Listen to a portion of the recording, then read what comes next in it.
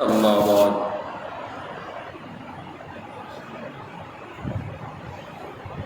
عن ابی ہریرہ رضی اللہ تعالی عنہ قال قال رسول اللہ صلی اللہ علیہ وسلم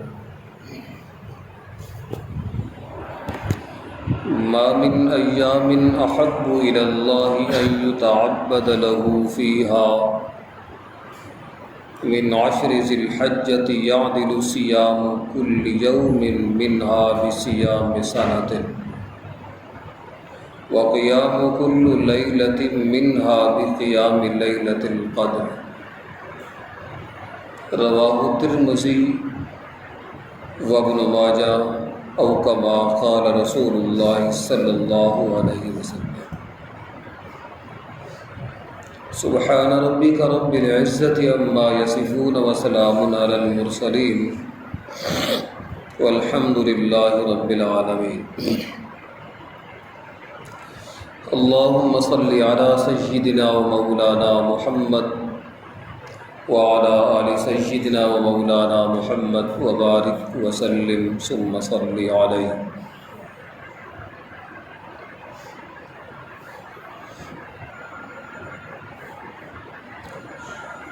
ذو الحجہ کا مہینہ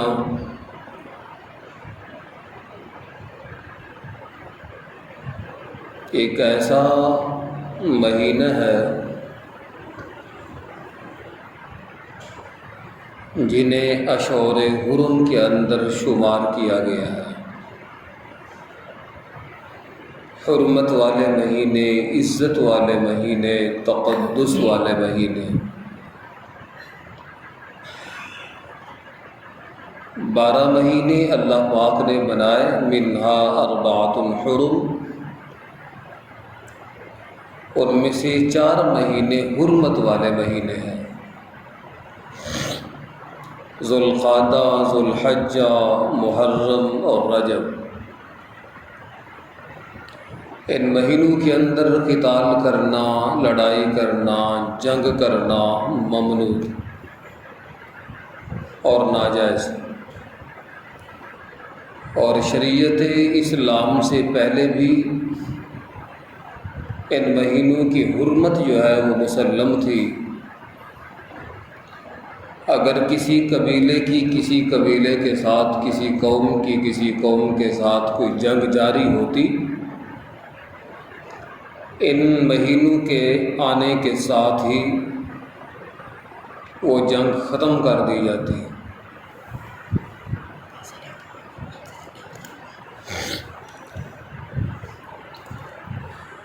جنگ کا اختتام کر دیا جاتا اور جنگ بندی ہو جاتی، اور جب یہ مہینے گزر جاتے تو اس کے بعد دوبارہ جنگ کا آغاز کر دیا جاتا۔ شرعی اعتبار سے بھی یہ مہینہ بہت بڑی اہمیت کا حامل ہے، عبادت کے اعتبار سے بھی یہ مہینہ بہت بڑی اہمیت کا حامل ہے کہ حج جیسی عظیم الشان عبادت بھی اسی مہینے کے اندر ادا کی جاتی ہے۔ حالانکہ ذو القعدہ کا مہینہ بھی حج کا مہینہ ہوتا ہے، کیونکہ پہلے زمانے میں لوگ اسی مہینے میں سفر کرنا شروع کر دیتے تھے، تو ایسے مہینوں کو جن میں وہ سفر کا آغاز ہوتا تھا تو وہ بھی حج ہی کے ایام کہلاتے تھے، مگر جو مناسک کی ادائیگی ہوتی ہے وہ ذو الحجہ کے مہینے میں ہوتی ہے۔ تو حج ایک ایسی عبادت ہے جو تمام عبادتوں کا مجموعہ ہے۔ بدنی عبادت بھی اسی میں پائی جاتی ہے، مالی عبادت بھی اسی میں پائی جاتی ہے، لسانی عبادت بھی اسی میں پائی جاتی ہے۔ نماز ہے تو اس میں انسان کا بدن استعمال ہوتا ہے، تسبیح و تحمید کے اندر انسان کی زبان استعمال ہوتی ہے، زکوٰۃ و عشر اور صدقات کے اندر انسان کا مال استعمال ہوتا ہے، مگر حج ایک ایسی عبادت ہے جس کے اندر مال بھی لگتا ہے، جان بھی لگتی ہے، زبان بھی استعمال ہوتی ہے، مال بھی خرچ کرتا ہے، قربانی بھی کرتا ہے، دم بھی دیتا ہے، شکرانے کے دم بھی وہ ادا کر رہا ہوتا ہے، اور پھر اپنی زبان کے ساتھ تلبیہ بھی پڑھ رہا ہوتا ہے، لبیک اللہم لبیک۔ تو یہ رب کی توحید کا اقرار بھی ہوتا ہے، اپنی عاجزی کا اظہار بھی ہوتا ہے۔ تو یہ ایک بے مثال اور عظیم الشان عبادت بھی اللہ نے ذو الحجہ کے مہینے میں رکھی ہے۔ تو دینی اعتبار سے بھی، اسلامی اعتبار سے بھی اہمیت کا حامل ہے، عبادت کے اعتبار سے بھی بہت بڑی اہمیت کا حامل ہے۔ اور جب یہ حج تینوں عبادتوں کا مجموعہ بنتی ہے تو پھر اس عبادت کے صحیح اور کما حقہ ادا کرنے کے بعد جب وہ واپس لوٹتا ہے کیوم ولدتہ امہ، ایسے گناہوں سے پاک ہو کے آتا ہے جیسے ایک معصوم بچہ گناہوں سے پاک ہو کے پیدا ہوتا ہے۔ پھر جس قدر انسان محنت مشقت جس عبادت میں زیادہ کرتا ہے اس میں اجر و ثواب بھی زیادہ ہوتا ہے۔ سردیوں کا بھی روزہ ہوتا ہے، گرمیوں کا بھی روزہ ہوتا ہے۔ گرمیوں میں بھی ادا کرے گا، روزے کی ادائیگی ہے، فرض ادا ہو گیا، سردیوں میں بھی فرض ادا ہو گیا، مگر جو مشقت روزے کی گرمیوں میں ہوتی ہے وہ سردیوں میں نہیں ہوتی، لہٰذا گرمیوں کے روزے کا اجر و ثواب بھی زیادہ ہوتا ہے۔ ایک ہے حج پیدل کرنا اور ایک ہے حج سواریوں پہ سوار ہو کے کرنا۔ جو عبادت، جو ثواب، جو درجہ پیدل حج کرنے میں ہے وہ سواریوں پہ سوار ہونے میں وہ درجہ نہیں۔ حضرت ابن عباس رضی اللہ تعالی عنہ اپنی عمر کے آخری حصے میں اس خواہش کا اظہار کیا کہ کاش کہ مجھے پیدل حج کرنے کا کوئی موقع مل جاتا، میں پیدل چلتا، سواریوں پہ سوار نہ ہوتا۔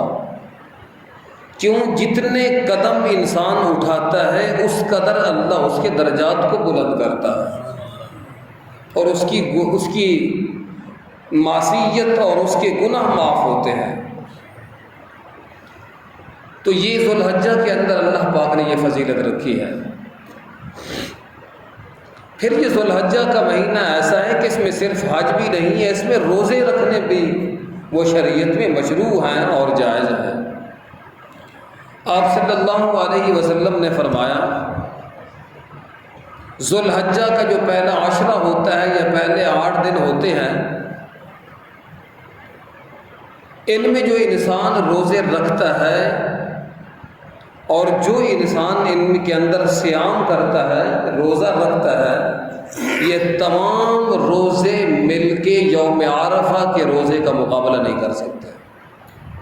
یوم عرفہ جو نامی کا روزہ ہوتا ہے، جو وقوف عرفہ کا دن ہوتا ہے، اس دن جو روزہ رکھا جاتا ہے یہ سارے روزے مل کے اس روزے کی عظمت اور ثواب کا مقابلہ نہیں کر سکتے۔ اور ویسے نبی علیہ السلام نے فرمایا کہ یکم ذو الحجہ سے لے کے 9 ذو الحجہ تک جو بندہ روزے رکھتا ہے،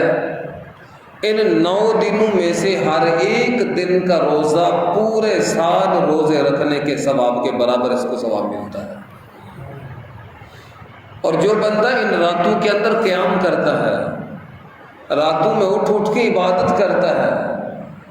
تو اس کو اللہ لیلۃ القدر کی رات عبادت کرنے جتنا ثواب عطا فرماتے ہیں۔ تو یہ ایک فضیلت کا اظہار تھا کہ اس مہینے کے اندر انسان روزے کی عبادت بھی بجا لا سکتا ہے اور انسان صدقے خیرات بھی کر سکتا ہے، قربانی کی عبادت بھی اسی مہینے میں اللہ پاک نے رکھی ہے۔ حالانکہ قربانی کا حج کے ساتھ کوئی تعلق نہیں ہے، حج ایک علیحدہ عبادت ہوتی ہے، قربانی ایک علیحدہ عبادت ہوتی ہے۔ شکرانے کو جو دم دیے جاتے ہیں وہ قربانی نہیں ہوتی، وہ تو ایک شکرانے کے دم ہوتے ہیں کہ ہم نے حج قران کیا، عمرہ بھی کیا، حج بھی کیا، تو شکرانے کے طور پہ ہم وہاں دم ادا کرتے ہیں۔ مگر قربانی ایک مستقل علیحدہ عبادت ہے، اس کو بھی اللہ پاک نے ذو الحجہ کے اندر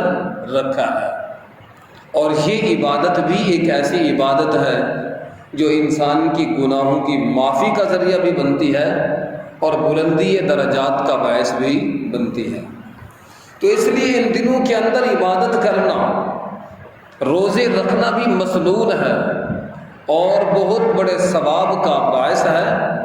کہ جو بندہ ان 10 دنوں کے اندر یعنی 9 دنوں کے اندر ایک روزہ رکھے گا، اسے پورا سال روزہ رکھنے کا ثواب اللہ تعالیٰ فرماتے ہیں۔ تو گویا کہ 9 جو روزے رکھے گا تو 9 سال روزے رکھنے کے ثواب اللہ پاک عطا فرمائیں گے۔ تو کس قدر اللہ پاک نے آسانی رکھی ہے اور کس قدر انسانوں کو اللہ پاک نے اپنی رحمت سے نوازا ہے کہ تھوڑی سی مشقت کے اندر، تھوڑے سے کام کے اندر اللہ پاک اجر اور ثواب زیادہ عطا فرماتے ہیں۔ وہ تمام مصیبتیں اور مشقتیں، وہ تمام تکلیفیں اسلام کی وجہ سے اللہ پاک نے دور فرما دی ہیں، جو اسلام سے پہلے ہوا کرتی تھی۔ رسم و رواج جو گندے ہوا کرتے تھے، ان رسم و رواج سے اللہ پاک نے جان چھڑوائی ہے۔ ایک حدیث میں آتا ہے، ایک اور